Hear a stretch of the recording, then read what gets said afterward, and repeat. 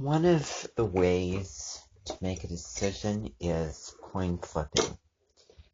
But here's the deal. You want to get to a neutral state of mind because the coin flipping has no soul, no emotion, save for the fact that on one side is heads, and that is a president or somebody like that, where you have a decision, one side is one thing, the other side is another thing, and then you basically toss it, and whatever side it lands on is the decision that you're going with.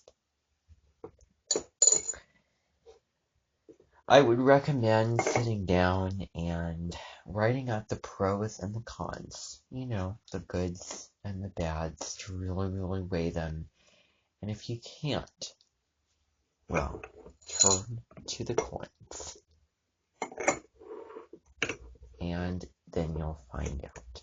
But get to that neutral state of mind first. If you have some sort of an idea what you want to do, then go with that, unless if you want it to be written and certain, then, write out the pros and cons. Because when you write it out physically, then it helps to bring it down. Now, if you don't have any paper,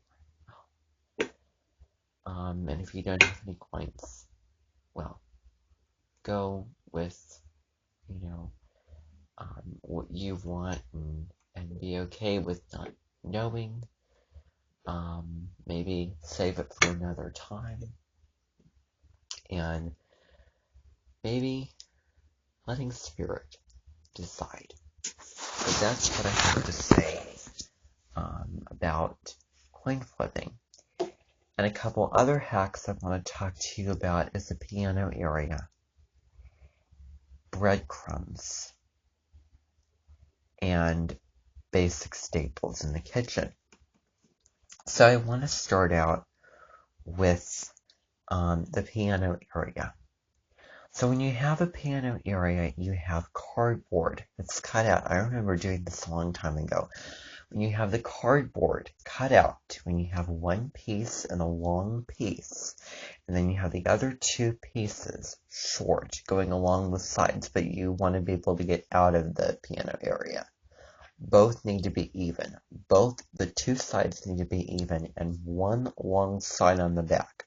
You can't have one of the two sides jutting out, otherwise it just doesn't look as good. Now, it makes it more fancy schmancy. Now, breadcrumbs. Don't go to the store and buy boxed breadcrumbs if you can. I'm sure that they're good. I'm sure that they taste of good, decent quality, but it's simple to make your own breadcrumbs. Get bread. Probably bread that you reuse. You can also use that in the panzanella salad with like tomatoes and lettuce and all that type of stuff, which is a great use of the stale bread. And prosciutto wrapped melons. You cut up the prosciutto, put it on the melons. Easy. But with the breadcrumbs, you cut up the bread, put it in the oven, get it toasted, and you blend it up in a spice mill or food processor, and you can save that for whatever you're using, and you can add herbs to it, maybe as well. And then the basic kitchen staples are flour, and there's something called the sprinkle and sweeten method. You have your measuring cup, you have the flour that you put in, and you have the knife that just basically sweeps right on through, so that your measurement is as even as possible. You have salt, you have sugar, because you need both. Well, you need salt for anything and as much as you can. Sugar, pepper, toothpicks is not a food staple, but it can help hold things together. Peppercorns, you basically put the peppercorns in the pepper grinder and then grind it. And there's many other staples as well.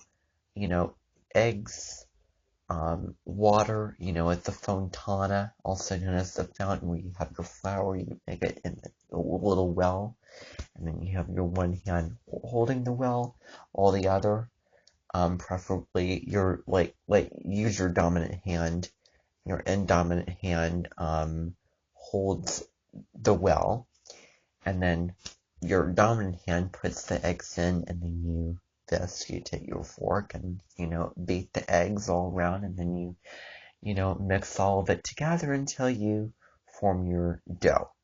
And you do all of that. Croutons, also you put in the oven and toast them. And barbecue sauce with the making of that. And there's several other things that you can do. But use what you have, like most these basic things. And I hope that you found this insightful, got good information out of it. Thank you for listening.